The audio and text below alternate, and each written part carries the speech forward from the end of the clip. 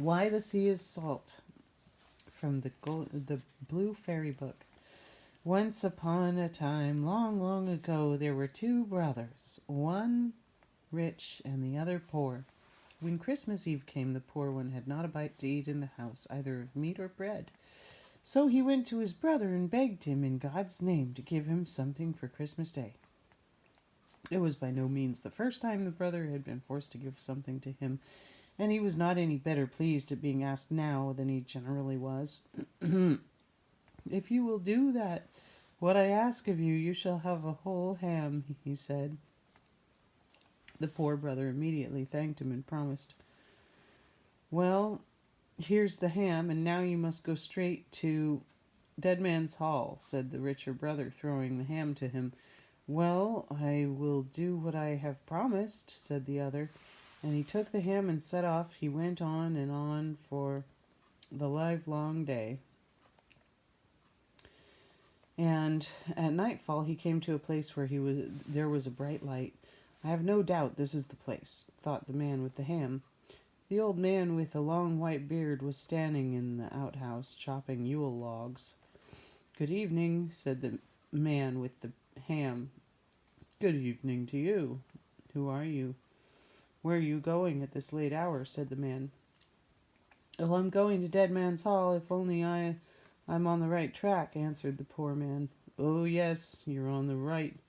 You're right enough, for it is here, said the old man. When you get inside, they will all want to buy your ham, for they don't get much meat to eat there. But you must not sell it unless you can get the hand mill, which stands behind the door for it. When you come out again, I'll teach you how to stop the hand mill, which is useful for almost everything. So the man with the ham thanked the other for his good advice and knocked on the door. When he got in, everything happened just as the old man had said it would. All the people came round him like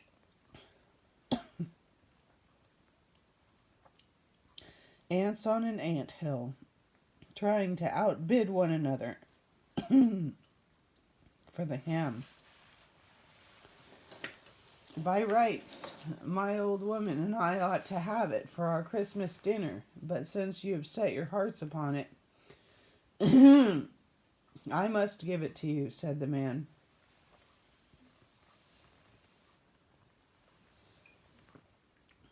But if I sell it, I will have the hand mill, which is standing there behind the door. At first they would not have it. And they haggled and they bargained with the man, but he stuck to what he had said, and the people were forced to give him the hand mill. When the man came out again into the yard, he asked the old woodcutter how he was to stop the hand mill, and when he had learned that, he thanked him and set off home with all the speed he could, but did not get there until after the clock had struck 12 on Christmas Eve. But where in the world have you been? Said the old woman. Here I've sat waiting hour after hour, and I've not even 2 sticks to lay across each other under the Christmas porridge pot. Oh, I could not come home before. I had something of importance to see about. And a long way to go, too, but now you'll just see, said the man, and then he set the hand mill on the table and bade it first grind light, then a tablecloth, and then meat and beer and everything else that was good for Christmas Eve supper, and the mill ground all that he ordered.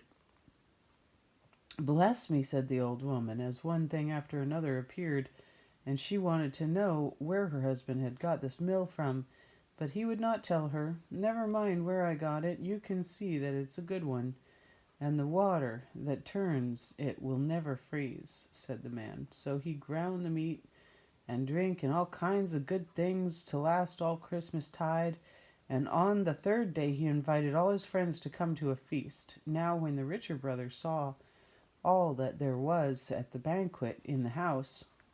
He was both vexed and angry, for he coveted everything his brother had.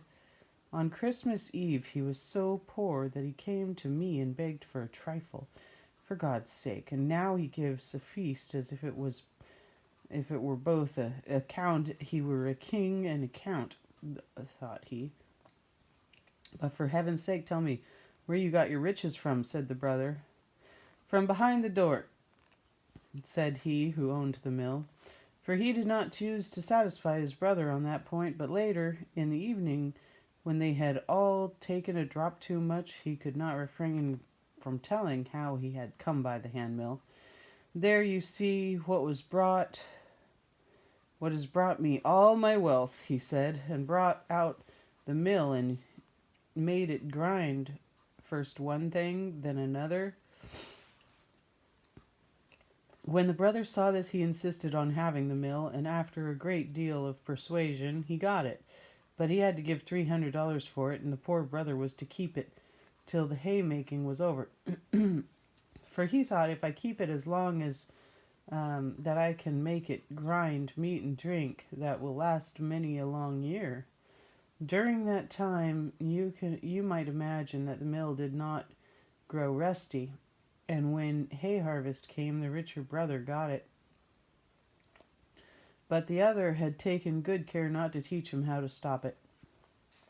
It was evening when the rich man got his mill home, and in the morning he told the old woman, go out in the morning, and bade the old woman to go out and spread the hay after the mowers, and he would attend to the house himself all day. So when dinner drew near, he set the mill in the kitchen and said, grind herrings, milk, and porridge, and do it both quickly and well. So the mill began to grind herrings, milk, and porridge. First all the dishes and tubs were filled, and then it came out all over the kitchen floor. The man twisted and turned and did all he could to make the mill stop, but the house over, he turned and screwed it. The mill went on grinding, and in a short time the pottage rose so high that the man was likely to be drowned. So he threw open the parlor door, but it was not long before the mill had ground the parlor full too, and it was difficulty and danger that the man could go through the stream of porridge to get to the door latch. When he got the door open, he did not stay long in the room, but he ran out, and the herrings and porridge came after him, streaming out over both farm and field. Now the old woman, who was out spreading the hay, began to think dinner was long in coming, and said to the woman and the mowers, though the master does not call us home, we may as well go. It may be that he finds he is not good at making pottage, and I should do well to help him. So they began to straggle homeward, but when they had gotten a little way up the hill, they saw the herrings and pottage and bread all pouring from the winding, pouring forth and winding about, one over the other, and the man himself in front of the flood, running. Would to heaven that each of you have 100 stomachs. Take care that you are not drowned in the pottage, he cried as he went by them as if mischief were at his heels, down to where his brother dwelt. And then he begged his brother, for God's sake, take the mill back. And then in an instant, for, said he, if it grind 1 more hour and more, the whole district will be destroyed by herrings and pottage. But the brother would not take it until the brother paid him $300, and that he was obliged to do so. Now the poor brother had both the money and the mill again, so it was not long before he had a farmhouse, much finer than that in which his rich brother lived. And the mill ground him so much money that he covered it with plates of gold, and the farmhouse lay close by the seashore, so it shone and glittered far out to sea. Everyone who sailed by there now had to put in to visit the rich man in the gold farmhouse, and everyone wanted to see the wonderful mill, for the report of it spread far and wide, and there was no one who had not heard tell. After a long, long time came also a skipper who wished to see the mill. He asked if it could make salt. Yes, it can make salt, said he who owned it, and then when the skipper heard that, he wished with all his might and main to have the mill, let it cost what it might, for he thought if he had it, he would get off to having to sail far away over the perilous sea for freights of salt. At first the man would not hear of parting with it, but Skipper begged and prayed. At least the man sold it to him and got many, many $1,000s for it. When the skipper had got the mill on his back, he did not long stay there, for he was so afraid the man would change his mind. He had no time to ask how he would stop it grinding, but got on board ship as fast as he could. When he had gone a little way out to sea, he took the mill on deck. "Grind salt and grind both quickly and well," said the skipper. So the mill began to grind salt till it spouted out like water. When the skipper had got the ship filled, he wanted to stop the mill, but whatsoever way he turned it, and how much soever he tried, it went on grinding, and the heap of salt grew higher and higher until alas, the ship sank. There lies the mill at the bottom of the sea, and still, day by day, it grinds on, and that is why the sea is salty.